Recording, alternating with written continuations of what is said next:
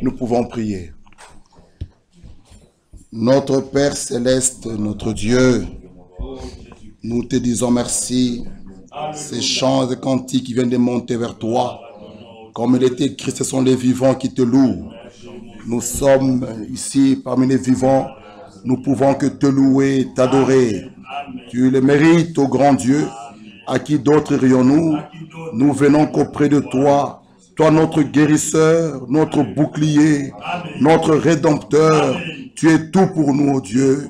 Comme Pierre pouvait dire, à qui irions-nous? C'est toi qui as les paroles de vie. Même ce soir, nous pouvons le dire. À qui irions-nous? Oh mon Dieu, mon roi, merci d'avoir conduit nos pas. Merci pour le salut. Merci pour ton choix, pour la vie éternelle, pour l'élection. Oh Dieu, nous te disons merci. Conduis toutes choses. Bénis-nous et bénis ton peuple. Ceux qui sont venus de loin comme de près. Et bénis Israël. Bénis ton serviteur, notre bien-aimé frère Franck, et soutiens-les. Soutiens tes serviteurs partout dans le monde entier. Nous les remettons entre tes mains. Seigneur, bénis ton œuvre ici à Bruxelles et bénis tes enfants partout ils sont. Fortifie-nous encore, comme il est écrit, ceux qui se confient en l'Éternel renouvellent leur force. Nous te remercions pour tout. C'est dans le nom de Jésus-Christ, nous t'avons ainsi prié. Amen. Amen. Que le Seigneur vous bénisse. Nous vous saluons encore au nom du Seigneur Jésus-Christ et nous saluons même ceux qui nous suivent en ligne. Au nom du Seigneur Jésus-Christ, notre Dieu soit loué, lui qui est notre bouclier, le médecin, nous pouvons que le remercier. Nous pouvons prendre notre écriture de ce soir dans Colossiens chapitre 3, le verset 11 et 12, nous pouvons nous lever pour lire la parole de Dieu. Colossiens chapitre 3, le verset 11 et le verset 12.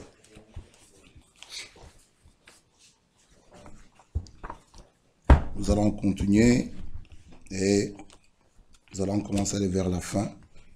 Que Dieu puisse nous conduire. Colossiens 3, 11 et 12. Il n'y a ici ni grec, ni juif, ni circoncis, ni incirconcis, ni barbare, ni scythe, ni esclave, ni libre, mais Christ est tout et en tous. Ainsi donc, comme des élus de Dieu, saints et bien-aimés, revêtez-vous des sentiments de compassion, de bonté, d'humilité, de douceur, de patience. Supportez-vous les uns les autres. Et si l'un a sujet de se plaindre de l'autre, pardonnez-vous réciproquement. De même que Christ vous a pardonné, pardonnez-vous aussi. Amen. Amen. Nous pouvons nous asseoir. Que Dieu bénisse sa parole que nous venons de lire. Nous sommes toujours en train de parler et d'insister et de dire que le salut vient de l'Éternel. C'est lui notre sauveur. Nous pouvons aussi prendre 1 Pierre, chapitre 1. 1 Pierre, chapitre 1er, ici le verset 2. Premier épître de Pierre, chapitre 1, le verset 2. Et qui sont élus selon la préscience de Dieu, qui sont élus selon la préscience de Dieu le Père, par la sanctification de l'Esprit, afin qu'ils deviennent obéissants et qu'ils participent à l'aspersion du sang de Jésus-Christ. Que la grâce et la paix vous soient multipliées. Amen. Nous disons que les élus, ce sont des enfants obéissants. Un élu n'est pas un enfant désobéissant. Un élu C'est un enfant de Dieu obéissant à toute la parole de Dieu. Les élus ne négligent pas la parole. Ils prennent la parole au sérieux et ils font attention à ce que Dieu est en train de faire dans leur temps. Les élus recherchent en tout temps quelle est la volonté de Dieu. La caractéristique des élus, ils font attention à ce que Dieu est en train de faire dans leur temps. Les élus ne négligent pas la parole. Ils croient Dieu et ils ne doutent pas. Ce que Dieu a dit, pour eux, c'est oui et amen. Un élu, c'est une femme, un homme. Pour lui, c'est la parole qui compte. Les élus, ils aiment la parole. Les élus, ils aiment les rassemblements des enfants de Dieu. Les élus, ils s'aiment entre eux. Les élus, pour pardonner, pour eux, ce n'est pas un fardeau. Les élus, afin qu'ils deviennent obéissants et qu'ils participent à l'aspersion du sang de Jésus-Christ. L'élection et la prédestination nous conduit à la sanctification divine. C'est pourquoi nous avons dit que la volonté de Dieu, c'est notre sanctification. L'élection nous conduit à la sanctification divine. Un élu, il se plaît que de la vérité. L'élu se réjouit que de la vérité. Sanctifie-le de ta vérité, ta parole est la vérité. L'élu, il aime la vérité. L'élu, il aime la parole. L'élu se réjouit. C'est pourquoi David dit, je suis dans la joie quand on me dit, allons dans la maison de l'Éternel. L'élu est joyeux quand c'est l'heure du culte. L'élu n'est pas triste. Quand c'est l'heure de la réunion, l'élu est joyeux parce qu'il va rencontrer son Dieu. Le Dieu va lui parler. Lui aussi à la fin, il parlera à son Dieu et Dieu va le répondre. L'élu est joyeux de venir au culte. Il n'est pas triste. Il aime la parole. Amen. Nous pouvons continuer. Bien-aimés frères, revenons dans Éphésiens chapitre 1. Éphésiens chapitre 1.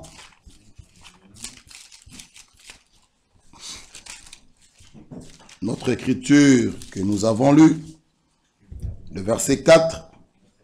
En lui, Dieu nous a élus avant la fondation du monde, pour que nous soyons saints et irréprochables devant lui. L'élection, nous avons dit que Dieu nous a élus avant la fondation du monde. Et il nous a prédestinés dans son amour à être ses enfants d'adoption par Jésus-Christ, selon le bon plaisir de sa volonté. Bien-aimés frères, nous ne sommes pas destinés à être des enfants désobéissants. Nous ne sommes pas destinés à croire à n'importe quoi, à être des dénotionnels. Nous ne sommes pas destinés à cela. Nous sommes destinés à être ces enfants d'adoption. Et le verset 7. En lui, nous avons la rédemption par son sang, le pardon des péchés, selon la richesse de sa grâce, que Dieu a répandu abondamment sur nous par toute espèce de sagesse et d'intelligence. Il nous a fait connaître le mystère de sa volonté, selon le bienveillant dessein qu'il a formé en lui-même. Le verset 11. En lui, nous sommes devenus héritiers, ayant été prédestinés suivant le plan de celui qui opère toutes choses, d'après le conseil de sa volonté. Le verset 13. En lui, vous aussi, après avoir entendu la parole de vérité, l'évangile de votre salut, en lui, vous avez cru, vous avez été scellés du Saint-Esprit qui avait été promis. Tout, c'est en lui. En lui. En lui. Tout ce qui est en dehors de Christ n'est que passager. En Christ, nous avons les meilleures choses. Si vous voulez avoir la vraie paix, vous voulez avoir la vraie joie, vous voulez avoir la vraie assurance, toutes ces choses-là se trouvent en Christ. Éphésiens chapitre 3. Éphésiens 3. À cause de cela, moi, Paul, le prisonnier de Christ, pour vous païens, si du moins vous avez appris comment j'ai fait part de la grâce de Dieu qui m'a été confiée pour vous. C'est par révélation que j'ai eu connaissance du mystère sur lequel je viens d'écrire en peu de mots. En les lisant, vous pouvez vous représenter l'intelligence que j'ai du mystère de Christ. Il n'a pas été manifesté aux fils des hommes dans les autres générations, comme il a été révélé maintenant par l'Esprit aux saints apôtres et prophètes de Christ. Ce mystère, c'est que les païens sont cohéritiers, forment un même corps et participent à la même promesse en Jésus-Christ par l'Évangile. Nous avons montré que ce mystère est merveilleux. Dieu nous a fait entrer, il a fait entrer les nations dans son plan. Nous qui n'avons point de promesses, nous n'avons point de Dieu, nous étions des idolâtres destinés à la mort, mais gloire soit rendue à Dieu parce qu'il nous a fait introduire dans son plan. Aujourd'hui, nous sommes des participants. C'est avec nous que Dieu va achever l'histoire du salut. C'est avec nous, frères et sœurs. Gloire soit rendue à Dieu. Nous étions loin de lui. Nous ne connaissons rien de Dieu, mais aujourd'hui, nous pouvons dire, comme 1 Jean le dit, bien-aimés, nous sommes maintenant au fond de Dieu. Nous sommes maintenant, pas nous serons, nous sommes maintenant. Ce soir, nous sommes des enfants de Dieu. Et nous avons l'assurance que par la grâce de Dieu, nous sommes sur un chemin. Et la parole de Dieu nous dit, Jésus-Christ est le chemin. Et Jésus-Christ est la parole. Nous sommes sur ce chemin et certainement nous allons arriver. Il nous a déjà prédestinés. Certainement nous allons aboutir, nous allons arriver. Ses frères et sœurs, nous sommes les bienheureux. Ce n'est pas un hasard pour nous d'être là ce soir. Dieu nous connaissait et il connaît toutes choses. Nous pouvons lire dans Actes chapitre 15. Actes chapitre 15. Acte 15, le verset 15. Acte 15, 15 jusqu'à 17. Et avec cela, s'accordent les paroles des prophètes selon qu'il est écrit. Après cela, je reviendrai. Je relèverai de sa chute la tente de David.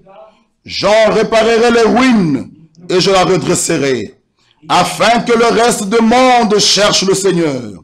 Ainsi que toutes les nations sur lesquelles mon nom est invoqué, dit le Seigneur qui fait ces choses, et à qui elles sont connues de toute éternité. Toutes choses, tout ce qui se passe aujourd'hui ne surprend pas Dieu. Il connaît toutes choses depuis l'éternité. Toutes choses sont connues de lui. Il est le Dieu tout-puissant. C'est ce qui fait de lui le grand Dieu fort et puissant. Parce que toutes choses sont connues de lui de toute éternité. Avant que tu sois né, Dieu te connaissait. Nous pouvons lire dans Deutéronome 31. Vous verrez là, Dieu est en train de dire à Moïse ce qui allait arriver. Par sa préscience, il connaît toutes choses. Deutéronome 31, le verset 14. L'Éternel dit à Moïse, voici le moment approche où tu vas mourir. Appelle Josué, présentez-vous dans la tente d'assignation, je lui donnerai mes ordres. Moïse et Josué allèrent se présenter dans la tente d'assignation. L'Éternel apparut dans la tente, dans une colonne de nuée, et la colonne de nuée s'arrêta à l'entrée de la tente. L'Éternel dit à Moïse, voici, tu vas être couché avec tes pères. Et ce peuple se lèvera, se prostituera aux dieux étrangers du pays au milieu duquel il entre. Il m'abandonnera, il violera mon alliance que j'ai traitée avec lui. En ce jour-là, ma colère s'enflammera contre lui, je les abandonnerai, je leur cacherai ma face. Il sera dévoré, il sera la proie d'une multitude de maux et d'afflictions. Et alors il dira, n'est-ce point parce que mon Dieu n'est pas au milieu de moi et que ce moment atteint? Et moi je cacherai ma face en ce jour-là à cause de tout le mal qu'il aura fait.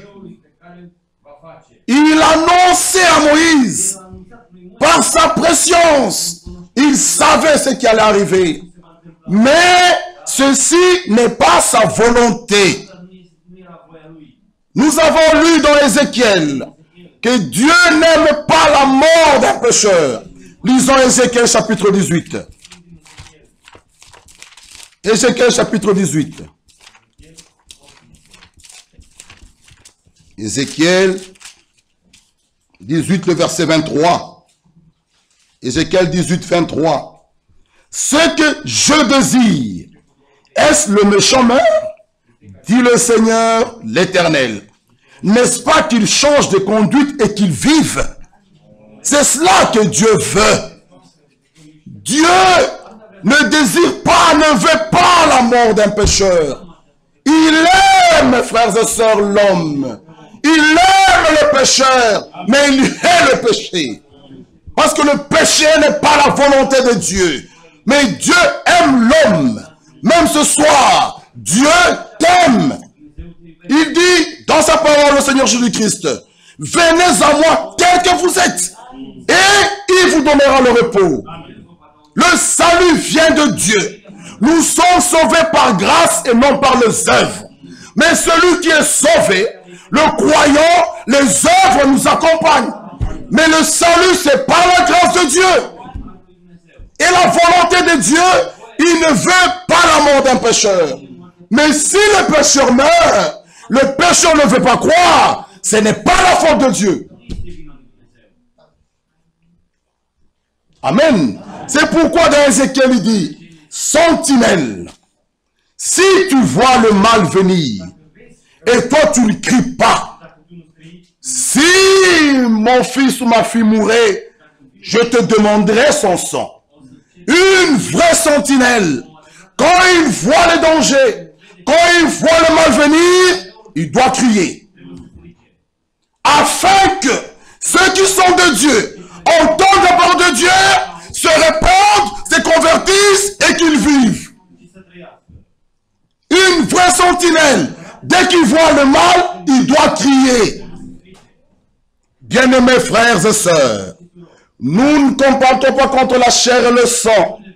Quand bien même nous voyons le mal entrer dans l'église, ce n'est pas contre un frère que nous combattons. Ce n'est pas contre une sœur que nous combattons. Mais nous devons pointer le mal. Parce que si nous laissons le mal entrer là, et nous nous taisons, Dieu nous châtiera. Parce que Dieu ne peut pas tolérer le mal. Il a dit à Moïse, à cause de cela, je leur cacherai ma face. Mais nous venons ici, pas pour que Dieu nous cache sa face, pour que nous puissions le voir. Et voir ses prodiges et la gloire de Dieu. C'est pour cela que nous venons. C'est pourquoi une vraie sentinelle, lorsqu'il voit le mal, lorsqu'il voit le danger, il doit crier.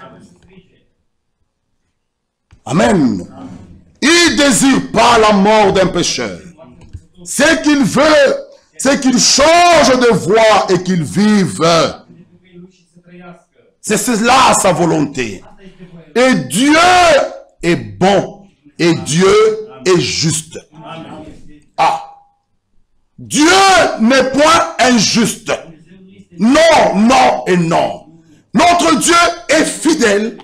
Notre Dieu est droit. Notre Dieu est juste. Deutéronome chapitre 32. Deutéronome chapitre 32. Frère, Dieu, nous ne pouvons pas jouer avec lui. Ce n'est pas un grand-père. Il est Père. Et s'il est Père, nous devons l'honorer. Deutéronome 32. Cieux, prêtez l'oreille et je parlerai. Terre, écoutez les paroles de ma bouche. Que mes instructions se répandent comme la pluie. Que ma parole tombe comme la rosée. Comme des ondes sous la verdure. Comme des gouttes d'eau sur l'herbe. Car je proclamerai le nom de l'Éternel. Rendez gloire à notre Dieu. Il est le rocher. Ses œuvres sont parfaites. Car toutes ses voies sont justes. Même les voies de l'Éternel sont justes. Les voies de l'Éternel sont droites. Et il dit, c'est un Dieu fidèle et sans iniquité. Il est juste et droit. Oh Dieu, il n'y a point d'iniquité. Tout ce qui vient de Dieu est bon. Même Lucifer, lorsqu'il fut créé, il était intègre dans ses voies. Frères et sœurs, il est écrit dans Ézéchiel 28, même lui quand il était créé, il mettait le sol à perfection. Et la Bible nous dit, il est juste et droit. Notre Dieu est juste et droit. Notre Dieu est fidèle. C'est un Dieu sans iniquité. Oh Dieu, il n'y a point de mal. Le péché ne vient pas de Dieu. Le péché a son origine. Dieu veut notre sanctification. Le peuple de Dieu est un peuple saint. Il dit dans sa parole, soyez saints car je suis saint. Soyez parfaits comme je suis parfait. Nous avons un Dieu saint, une parole sainte. Nous aussi, nous devons être un peuple saint. Qu'il n'y ait pas, bien-aimés frères, que nous puissions marcher comme nous voulons. Nous allons dans un lieu où il n'y a même pas l'odeur du péché. Là où se trouve Dieu, c'est la perfection sous perfection. C'est pourquoi l'Écriture dit, là-haut, seulement l'amour parfait. Seulement l'amour parfait qui entrera. Et les élus, en eux, ils ont la capacité d'aimer même son ennemi. Celui qui a cet amour-là, il est né de Dieu. Bien-aimés frères, la connaissance va passer, les prophéties vont passer, mais l'amour ne périt jamais. Et cet amour, c'est l'amour qui est déversé dans nos cœurs par le Saint-Esprit. L'amour humain a ses limites. L'amour humain te dit que je t'aime, demain il te hait. L'amour humain te dit que je t'aime et demain il y a des divorces. Mais l'amour divin, l'amour agapao, quand Dieu te dit il t'aime, même quand tu chutes, il t'aime. Cela, Dieu peut le faire. Oh, bien-aimés frères, nous sommes les... Non, je ne sais pas comment dire. Moi, je me sens heureux. Parce que, bien-aimés frères, qui pourrait payer le prix? Qui pourrait voir ce que tu as fait, malgré cela, t'aimer? Il n'y a que Dieu. Bien-aimés frères et sœurs, ce soir, si nous venons tous ici à la chair, pour que chacun parle de sa vie, je pense que nous ne pouvons même pas nous dire bonjour. Mais Dieu, lui, il t'a vu comme ça, malgré tes péchés, malgré tes iniquités, malgré tes transgressions. Dieu s'est fait un corps pour toi. Frère, nous ne pouvons pas nous glorifier et mépriser les autres. Parce que le salut que nous avons eu, oh, c'est par grâce. Qui pouvait le faire? C'est pourquoi, revenons avec notre exemple que nous avons dit mardi. Un homme qui a perdu son verre. J'aime bien cet exemple. Ça me réjouit. Un homme qui a perdu son verre. Oui. Et il cherche, il cherche, il cherche. Il trouve son petit verre qu'il aime bien dans la poubelle. Oh, la poubelle est destinée à la déchetterie. Tout ce qui est là dans la poubelle, c'est sale. Personne de vous n'est pas allé ouvrir la poubelle, commencer à prendre même son temps, commencer à manger. C'est devenu sale. C'est la déchetterie, être brûlé et ça va disparaître. Mais le propriétaire du verre, lui, il vient, il trouve son verre dans la poubelle, sale, avec tout ce qui est là, les viandes des histoires sales. Il dit, mais qui a jeté mon verre? Il prend sa main, il fait dans la poubelle, il ramasse son verre sale. Mais quand la poubelle sera mise dehors, le camion de poubelle vient prendre ce sac poubelle. Il va broyer les poubelles et il va les jeter cela à la déchetterie. Tout sera brûlé. Mais une chose, ce verre était aussi destiné à la déchetterie. Mais aussi longtemps que le propriétaire a ramassé le verre, ce verre-là, automatiquement, étant sale, mais il est sauvé. Le fait de prendre le verre, sale, mais ce verre est sauvé. Mais la pensée qui est dans la tête du propriétaire du verre, lui, ce verre-là, qui est sale, mais lui, il voit ce verre propre à table pour qu'il puisse être au service. C'est ça la finalité. Le verre est sale, mais moi dans ma pensée, en ramassant le verre, c'est que ce verre soit mis à table, on puisse mettre de l'eau, que ça puisse être au service. C'est pourquoi l'Écriture dit, il nous a élus avant la fondation du monde, pour que nous soyons saints et irréprochables devant Dieu lui-même. Quand il nous a ramassés dans la boue du péché, lui, Dieu, nous sommes sales comme ce verre. Il nous voit déjà, lui, saint et irréprochable devant lui. Alors, il nous a prédestinés sur un chemin. Ce verre sale, ramassé, c'est la première étape de grâce qui est la justification. Ce verre est sauvé. Il est justifié.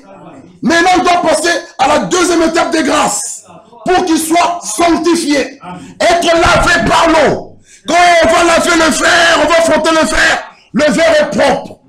Maintenant, ce verre-là qui était sale se trouvera à table. On met du coca, alors on peut s'en servir.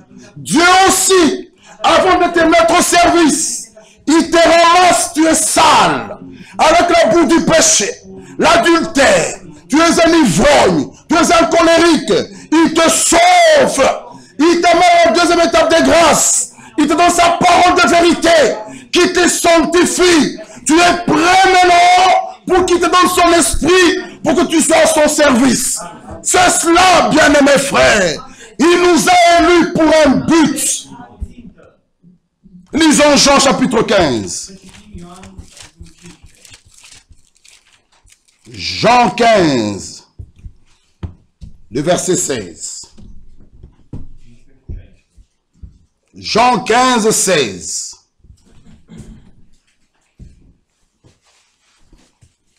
Ce n'est pas vous qui m'avez choisi. Non, non, non. Ce n'est pas vous qui m'avez choisi. Mais moi, je vous ai choisi. Et je vous ai établi. Alléluia. Bien-aimés frères, ce n'est pas vous qui l'avez choisi, mais c'est moi qui vous ai choisi. Et je vous ai établi, afin que vous alliez et que vous portiez du fruit. Et l'Écriture dit, vous le reconnaîtrez à leurs fruits.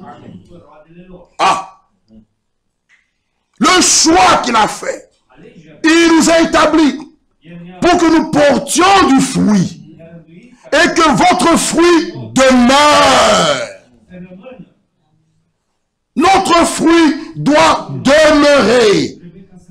Il continue, afin que ce que vous demanderez au Père en mon nom, il vous le donne.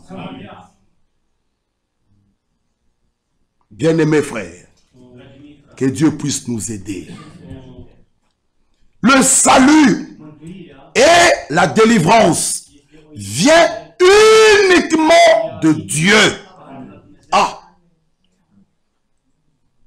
Le salut et la délivrance vient uniquement de Dieu.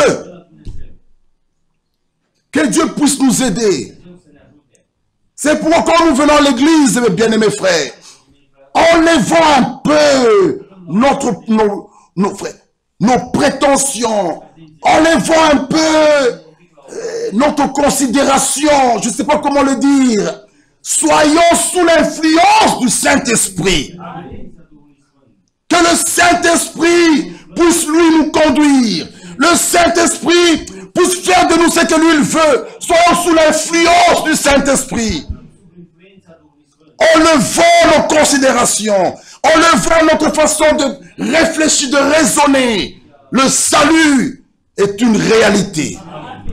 C'est une expérience que chacun doit être capable même de donner un témoignage. Le salut, ce n'est pas tu rêves, c'est une expérience que tu es capable de dire. Ce que j'étais et ce que je suis. Mon bien-aimé frère, même si je ne suis pas encore ce que je dois être, mais je suis une chose. Les choses anciennes sont passées. Toutes choses sont devenues nouvelles.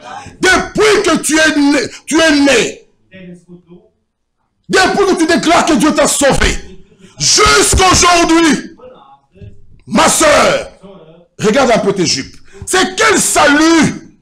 Quel est ce salut? Quand on est à l'église, on est sauvé. Quand on est au quartier à la fête, au travail, là on est comme le salut.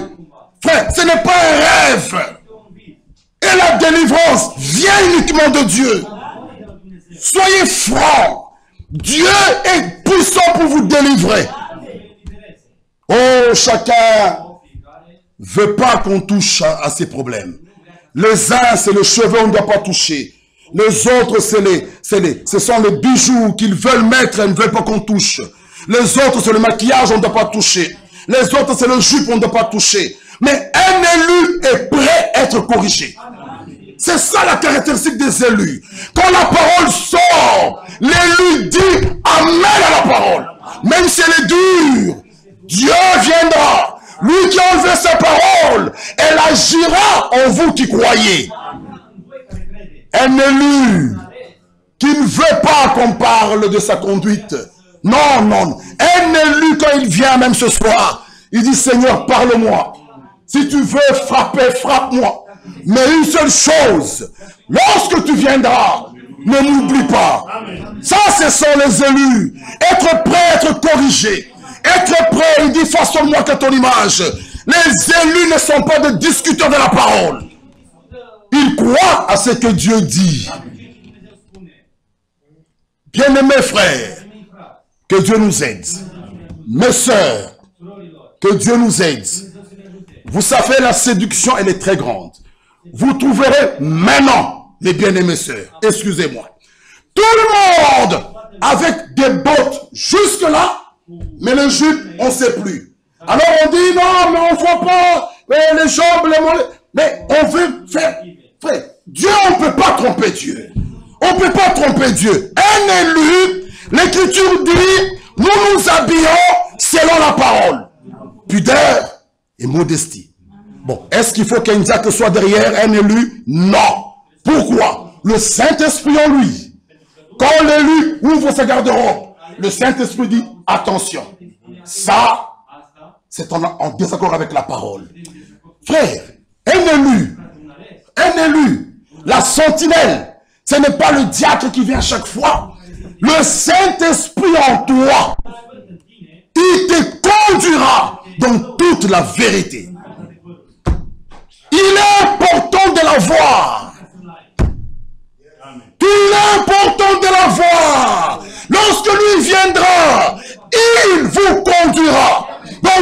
la vérité. L'élu n'a pas besoin d'un diacre, d'un frère, d'un pasteur, d'un ancien. Non, l'élu, même s'il est seul, il recherche en tout temps quelle est la volonté de Dieu. L'élu, même en Russie, moins 45 degrés, il ne va pas justifier cela avec un pantalon. Il est prêt à mourir. La sœur dit, moi, ou c'est la parole ou c'est rien. Si on va monter avec ce froid commentaire, mais mon Dieu est honoré. L'élu, bien-aimé. Non. Si vous voyez des gens comme des Méchak, Shadrach, prêts à entrer dans le feu, Daniel qui accepte la fosse au lion, il accepte avec joie. Il dit, mettez-moi là-bas. Il n'a pas discuté. Pour lui, que la parole de Dieu reste à sa place. Mais nous avons trop de justifications. Beaucoup de justifications. Nous discutons, même sur les bijoux, des histoires. L'élu recherche la volonté de Dieu. Frère, tous ces rajouts, ma soeur, que nous ramenons, je ne comprends pas avec quelle écriture allons-nous soutenir cela. David nous dit, je te loue de ce que je suis une créature si merveilleuse. Que Dieu nous aide en toutes choses. Il est écrit, soyez saints. L'élection nous conduit à la sanctification divine. Dieu n'est point injuste. En Dieu, acte 10, le verset 34. Acte 10, 34. Alors Pierre, ouvrant la bouche, dit, en vérité, je reconnais que Dieu ne fait point de favoritisme. Non, non, non, non. Dieu ne fait point de favoritisme. Deutéronome chapitre 10. Deutéronome chapitre 10. Deutéronome chapitre 10, le verset 17. Car l'Éternel, votre Dieu, est le Dieu des dieux. L'Éternel, votre Dieu, l'Éternel, ton Dieu, est le Dieu des dieux. Le Seigneur de seigneurs. Le Dieu grand. Bien-aimé frère, nous n'avons pas un Dieu petit, le Dieu grand, fort et terrible, qui ne fait point de favoritisme et qui ne reçoit point de présent. Tu ne peux pas corrompre Dieu. Impossible. Dieu dit à Jérémie, il est écrit, l'Éternel lui dit, je veille sur ma parole pour l'accomplir. Lui, c'est sa parole. L'Éternel dit à Jérémie, moi je veille sur ma parole. Pour, frère, quand quelqu'un il brise la parole, il n'y a qu'une chose à faire pour Dieu. Même si tu apportes des dîmes ici, tu dis, bon, moi je vais acheter, comme on cherche la maison et tout ça, je trouve un bâtiment, je paye cash. Dieu, tu ne peux pas le corrompre. Lui, c'est une chose qu'il attend de toi, la repentance. L'écriture est claire, qu'il ne reçoit point de présents. Oh, je donnais à Dieu beaucoup de dîmes, il va fermer l'œil. Non, non, tu vas trouver Dieu là. La chose est simple. Tu as brisé la parole. Une chose à faire, la repentance. Et Dieu au ciel, la repentance, l'écriture dit, il y a de la joie au ciel. Quand une âme se répand, il y a une joie terrible. Oh, je vais apporter des présents, j'apporte. Bon, la chair n'est pas bien. Je vais acheter la chair. Bon, j'offre à l'assemblée un minibus. Comme ça, tous sont partis à Krefeld.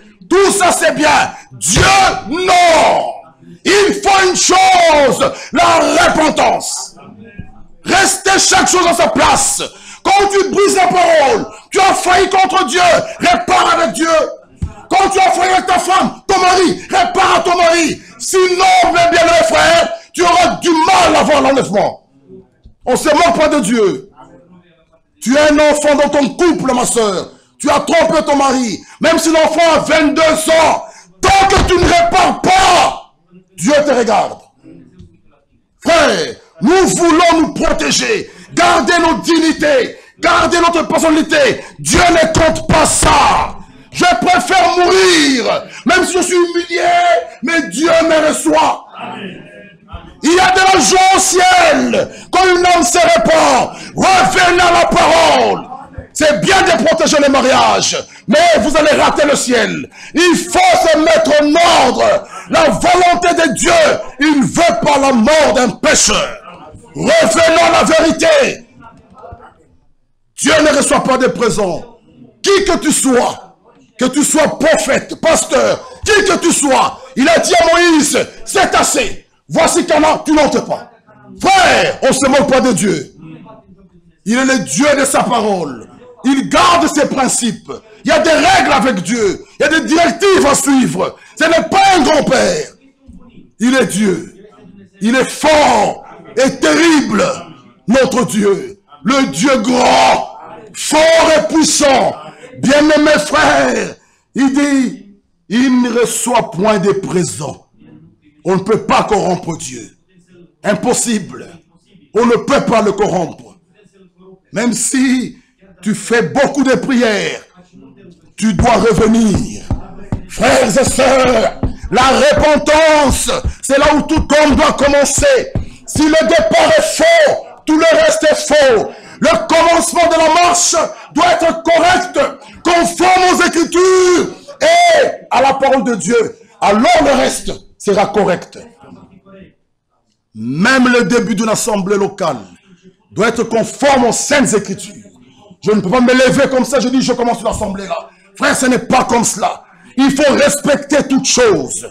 Même si la flamme sort de ta bouche, tant que le début est faux, tu peux tout faire monter, descendre.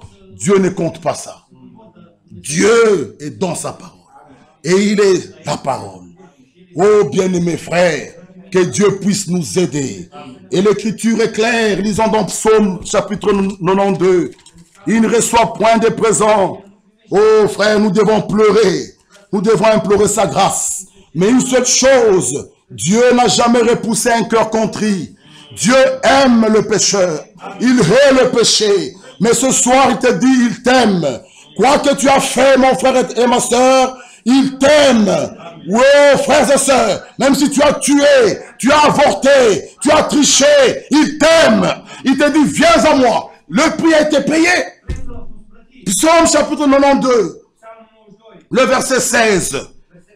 Pour faire connaître que l'Éternel est juste. Il est juste. Psaume 92, verset 16. Pour faire connaître que l'Éternel est juste. Il est mon rocher. Il y a point. Et la Bible est vraiment bien pointue. Ce n'est pas dit, il n'y a pas. Il n'y a pas en lui d'iniquité. Non. Faudrait que ceux qui parlent bien français nous montrent la différence entre pas et point. Point, il n'y en aura jamais. Oh Dieu, il n'y a point en lui d'iniquité.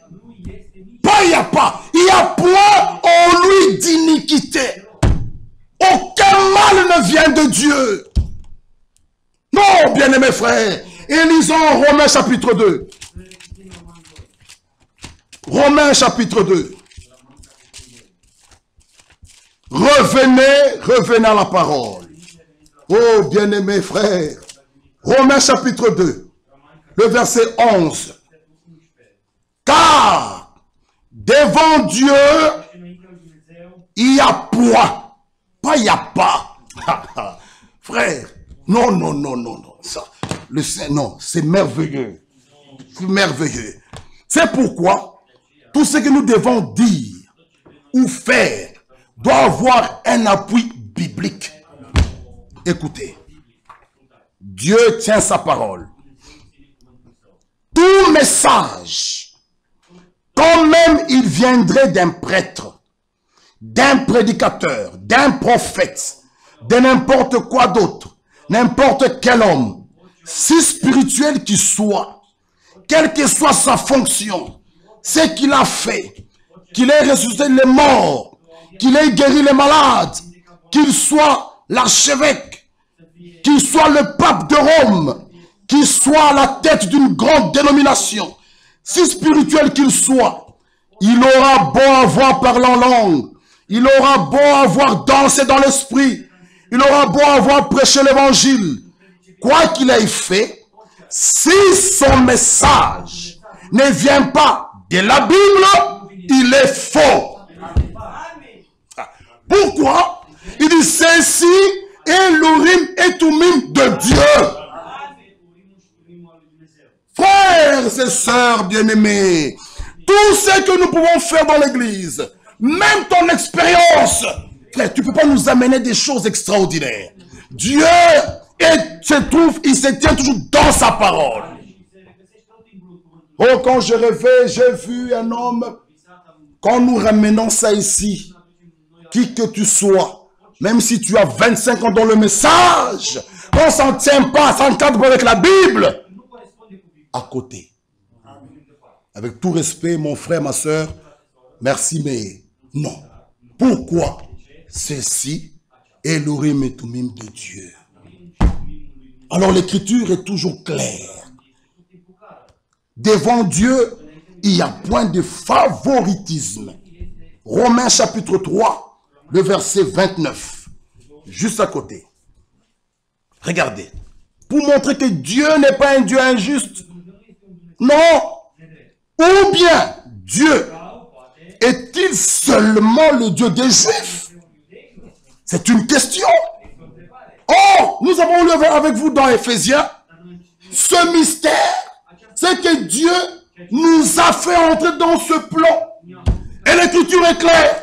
Ou bien Dieu est-il seulement le Dieu des Juifs? Ne l'est-il pas aussi des païens? La Bible dit, oui, il est aussi des païens. Bien-aimés frères, notre Dieu n'est pas un Dieu de favoritisme. En lui, il n'y a point d'injustice. Ce n'est pas seulement le Dieu des Juifs. Non, c'est aussi notre Dieu. Ce mystère, c'est que Dieu nous a fait entrer dans son plan. Les promesses qui étaient faites à Abraham, les promesses qui étaient faites aux prophètes en Jésus-Christ sont aussi pour nous. Gloire soit rendue à Dieu. C'est pour l'écriture dit, Dieu dit à Abraham, lisons. Lisons cela, mes bien-aimés frères. Cette écriture, prévoyant. Il est où cette écriture? Oh, Dieu est bon. C'est dans Romains. Galates. Amen. Oh, gloire à Dieu. Galates 3, oui. Galates 3, le verset 6. Galates 3, verset 6. Comme Abraham crut à Dieu. Galates 3, verset 6. Comme Abraham crut à Dieu, et que cela lui fut imputé à justice, reconnaissez donc que ce sont ceux qui ont la foi qui sont fils d'Abraham. Aussi l'écriture, prévoyant que Dieu justifierait les païens par la foi, a d'avance annoncé cette bonne nouvelle à Abraham. Toutes les nations seront bénies en toi. Ainsi, ceux qui croient sont bénis avec Abraham le croyant. Bien-aimés frères, lorsqu'il fut dit à Abraham, toutes les nations seront bénies en toi. Dieu, le Tout-Puissant, l'Éternel, quand il parle à Abraham, il te voyait toi. Bien-aimés frères, aussi l'écriture prévoyant que Dieu justifierait les païens. Nous qui étions des païens, gloire soit rendue à Dieu. Il nous a fait entrer dans ce plan. Alors lorsqu'Israël l'ont rejeté, il tourna le dos. Il jeta son regard parmi les nations. Et Dieu, il balayait son regard sur la terre. Il te voit toi. Il t'appelle. Il balaye comme ça sur la terre. Ses yeux arrivent au Sénégal. Il voit sa fille. Il balaye les yeux sur la terre. Ses yeux arrivent en Côte d'Ivoire. Il voit son fils. Bien-aimés frères et sœurs, nous devons jubiler. Nous devons lui dire merci. Dans toute ta famille. Pourquoi toi? Pourquoi? Pourquoi toi? Pourquoi toi? Il y a peut-être frères, je ne sais pas, des grandes sœurs meilleures que toi. Ou des grands frères qui n'ont jamais même volé. Mais toi, un jour, on t'a attrapé dans les pantalons. Au voleur, au voleur. Mais c'est toi sur qui l'œil de Dieu était. Frère, le salut, c'est par la grâce de Dieu. Nous pouvons que le remercier et dire, Seigneur, merci. Qui suis-je moi? Qui suis-je moi? Un pécheur, un voleur. Moi qui ne te connaissais pas. Mais lorsqu'il parlait à Abraham, c'est toi qu'il voyait. Merci Seigneur. Gloire soit rendue à Dieu. Notre Dieu est bon. Il ne désire pas la mort d'un pécheur. Ce que Dieu veut, c'est que tu vives. Ce que Dieu veut, c'est que tu sois guéri. La volonté de Dieu, il veut te guérir. Il veut te voir en bonne santé. Sa volonté, c'est ta joie. Alors frère, j'aime bien cette parole d'André de Philippe. André, il court. Il part, il dit à son frère Simon, viens Simon, viens. Il dit, qu'est-ce qui se passe? Il dit, nous avons trouvé. C'est lui que les apôtres, les prophètes ont parlé. Nous l'avons trouvé. Philippe aussi, il court. Il va vers Nathanaël. Nathanaël. Il dit, qu'est-ce qui se passe? Nous avons trouvé. Frères et sœurs, et nous aussi ce soir, nous pouvons dire à nos familles, nous pouvons dire à nos voisins, nous pouvons dire à nos parents, nous avons trouvé. Bien-aimés frères, nous avons trouvé. Nous avons trouvé quoi? La parole. Et Jésus-Christ, c'est la parole fait chair. Nous avons trouvé. Alors Nathanaël dit à Philippe, que dis-tu toi Philippe? Peux-tu venir de Nazareth, quelque chose de bon? Philippe lui dit, toi ne discute pas avec moi. Viens et vois. Frères et sœurs, que Dieu puisse nous aider. Viens seulement et vois. Gloire à Dieu. Alors Nathanaël arrive. Il arrive. Il dit, je vais un peu voir. Qu'est-ce qu'ils disent là à leur assemblée à Ninove? Qu'est-ce qu'ils prêchent? Qu'est-ce qu'ils disent? Il arrive prédestiné à croire à la vérité. Frère, quand on est prédestiné à croire à la vérité, quand elle sort, elle trouve une place. Elle trouve une place qui va recevoir cette parole. Nathanaël lui vient. Voici un homme en qui il n'y a point de fraude. Il dit, mais d'où me connais-tu toi? Il dit, mais écoute Nathanaël, avant que Philippe ne t'appelle, moi, le je suis, bien-aimé frère, on lui dit, Abraham n'a même pas 50 ans. Toi, tu n'as même pas 50 ans, toi. Mais tu dis qu'Abraham t'a vu. Il dit, oui, Abraham fut, moi, je suis. Il dit, je suis la porte. Je suis l'alpha et l'oméga. Je suis le premier et le dernier. Il dit, moi, je suis. Moïse dit, quel est ton nom pour que je leur dise? Il dit, va leur dire, le je suis m'a envoyé. Frère, nous sommes des bienheureux de savoir que le Dieu Tout-Puissant, pour accomplir ce plan merveilleux du salut qu'il avait déjà conçu bien avant la fondation du monde, maintenant là, lui, le grand Dieu, s'est fait un corps pour entrer en scène, pour te chercher. Philippe, il dit à Nathanaël, viens, nous avons trouvé. Mais écoutez Philippe, un ancien croyant, nous avons trouvé Jésus, fils de Joseph. Bon, Nathanaël arrive. Un nouveau, on l'invite. Nous avons commencé. Sans nous, ça n'ira pas. Ok, Nathanaël vient. Voici en qui a point de fraude. D'où me connais-tu? Il dit, mais avant que Philippe ne t'appelle. Je t'avais déjà vu. Il dit, oh, tu es le Christ, le Fils de Dieu. Philippe, nous avons trouvé Jésus, fils de Joseph. Bon, la marche continue de l'assemblée. Jésus dit, mais celui qui m'a vu, Philippe, il va dire, moi, pour moi, il est le fils de Joseph. Mais il dit, vous l'avez vu, il est ici. Mais où est-il? Seigneur, une chose, montre-nous le Père. Et la discussion prend fin. Jésus regarde Philippe. Qui a invité Nathanaël? Frère, oh, nous sommes les anciens. C'est très bien. Nous respectons cela et gloire à Dieu. Mais faisons attention. Ne basons pas là. Chacun doit faire son expérience. Ne basons pas là notre fondation. Philippe dit, mais montre-le-nous. Il dit, mais Philippe, c'est lui qui m'a vu, a vu le Père. Philippe dit, oh, gloire à Dieu. Frère, la révélation vient d'en haut. Et Dieu, souverain, il donne sa révélation à qui il veut. Frère, que Dieu puisse nous aider. C'est pourquoi nous avons tous besoin du Saint-Esprit.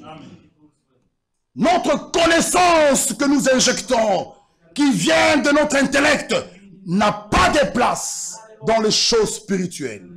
Il nous faut la révélation d'eau, la vraie connaissance divine. Oh bien-aimés frères, cette connaissance, elle ne va pas nous rendre orgueilleux. Par contre, elle nous rendra humbles. Cette connaissance vient du ciel. Frères et sœurs, que Dieu puisse nous aider. Le salut vient de l'Éternel. C'est lui le sauveur. C'est lui qui nous sauve. Dieu, lui seul, a la capacité, frère, malgré ta mauvaise conduite, malgré le péché qui te dérange, Dieu seul a cette capacité d'ôter cela en toi. C'est pourquoi, à lui seul, tu peux cacher tes péchés chez tes parents, mais pas à Dieu. Tu commets la plus grande erreur. Mieux vaut dire au Seigneur, Seigneur, tu sais, frères et sœurs, chacun qui est assis là se connaît. Chacun, quand je parle, hein, se connaît quel est l'état de ta garde-robe. Nous pouvons venir ici, fabriquer, faire la religion, mais chacun est sincère. Et il sait que quand je vais rentrer, déjà frère Michel, il traîne, on a une fête à 23 h, tu as déjà apprêté, je ne sais pas quoi. Tu sais. Mais Dieu te dit, je n'aime pas la mort d'un pécheur. Parce que quand tu t'habilles mal, le Saint-Esprit n'est pas content. Quand tu te comportes mal, tu n'es pas destiné à la mort. Tu es destiné à la vie. Pourquoi veux-tu mourir? Il dit, je ne désire pas la mort d'un pécheur, mais qu'il se convertisse et qu'il vive. Mes bien-aimés frères, que Dieu puisse nous aider. Chacun de nous, qui soit honnête vis-à-vis devant Dieu, qu'il mette sa vie en ordre. Nous ne sommes pas ici pour que nous nous perdions. Nous sommes là pour le salut. Nous sommes ici pour le ciel. Pas pour être vierge folle. Non, c'est pour le ciel. Frère, l'enlèvement. Non, non. Nous sommes ici pour partir. Pas pour se perdre. Si tu n'as pas encore fait cette expérience, c'est encore le temps de la grâce. Tu peux dire, Seigneur, aide-moi. Tu sais, sans toi, je ne peux rien faire. Soutiens-moi, ô Dieu. Mais voici, je viens à toi. Frères et sœurs, l'homme, nous pouvons le dire et l'insister. Vous pouvez le lire dans cette petite brochure ici. Dieu et son plan pour l'humanité. Des frères Franck, juste au milieu là, page 21, vous verrez, c'est clair. Le dessein de Dieu consiste en ce qu'il veut. C'est là sa volonté. Avoir pour l'éternité des fils et des filles vivant en communion avec lui. Cela est sa volonté. Il veut. Frère, il veut avoir pour l'éternité des fils et des filles vivant en communion avec lui. Et il écrit là-dedans que l'homme a son libre arbitre. Avec quoi il doit faire son choix. Où il choisit la vie de lui-même, où il fait le choix, il prend la mort. Dieu n'est pas un dictateur. Non, il te laisse toi avec ton lui-même de faire ton propre choix. Mais lui, sa volonté, il ne désire pas la mort d'un pécheur. Il veut que nous vivions. C'est cela sa volonté. Le plan merveilleux de Dieu de salut. Oh frère, c'est un plan merveilleux. Le millénium. Il veut être là avec toi. Dans l'éternité. Mais tout ce qu'il est en train de préparer là, c'est pour qui? Mais c'est pour nous.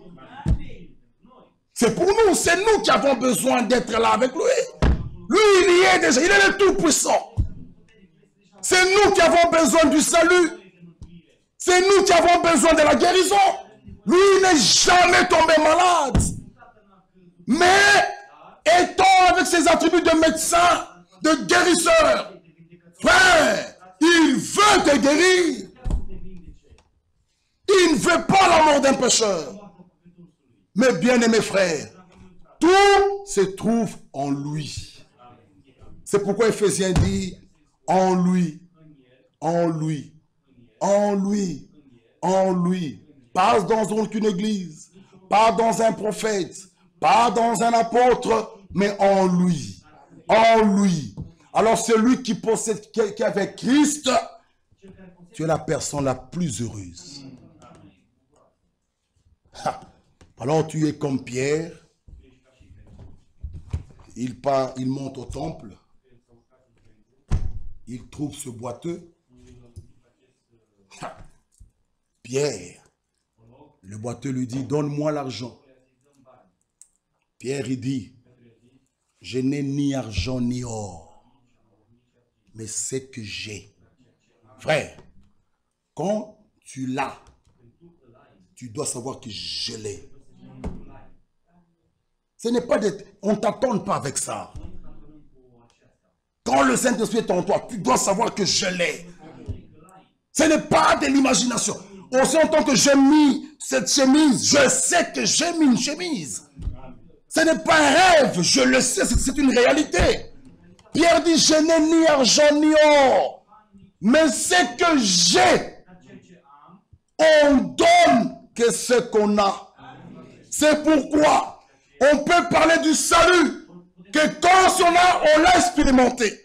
On peut parler du Saint-Esprit, que quand on l'a expérimenté. Alors ce n'est pas un discours vain, c'est une réalité. Ce que j'ai, je te le donne. Ah, au nom du Seigneur Jésus-Christ, lève-toi et marche. Ce boiteux, il a fait un bond, il jette les béquilles, il se trouve debout. Il suit les pierres et les gens derrière, entrant dans le temple et louant Dieu. Frère, ce jour-là, qui pouvait nier que Pierre est vraiment fils de Dieu? Ce boiteux était là. Les gens passaient là-bas. Les riches passaient là-bas. Mais le jour que Pierre vient, se battre se mit debout. Frère, ces choses-là nous sont destinées. Mais Dieu veut travailler avec toi, mais tu dois marcher dans la consécration, dans la sanctification. Alors Dieu est prêt aussi à t'utiliser. Que Dieu vous bénisse. Mes bien-aimés frères, nous pouvons nous mettre debout. La volonté de Dieu, il veut que tous les hommes soient sauvés. C'est cela sa volonté. Dieu nous aime. Et ce soir, il t'appelle. Il dit, venez à moi. Même si vous avez un cœur brisé, oh, il est prêt pour te consoler. Même si ton cœur saigne, pleure, il est vivant. Samson savait. Il était là, un prisonnier. On l'a crevé ses yeux, on l'a coupé ses cheveux. Il a perdu la force. Il s'est souvenu de son Dieu. Il s'est repenti. Il a pleuré. Et Dieu ne l'a pas abandonné. Et Samson criait, encore une fois, Seigneur, redonne-moi la force, que je meure avec les Philistins. Dieu n'abandonne pas ses enfants. Ce soir, tu viens à lui, tu te répands, il ne va pas t'abandonner. Il est prêt pour qu'il puisse te pardonner. Il n'a jamais repoussé un cœur contrit. Frères et sœurs, chacun doit réfléchir à ses voies. Et humilie-toi, ouvre ton cœur et répands-toi. Alors Dieu, il est prêt pour accomplir sa promesse. Nous pouvons chanter communautaire altérée, fraîche rosée. Prenons nos carnets. Mes bien-aimés frères, tout celui qui a des difficultés pour mettre la parole de Dieu en pratique, tu peux avancer quand nous sommes en train de chanter ce cantique communautaire altéré.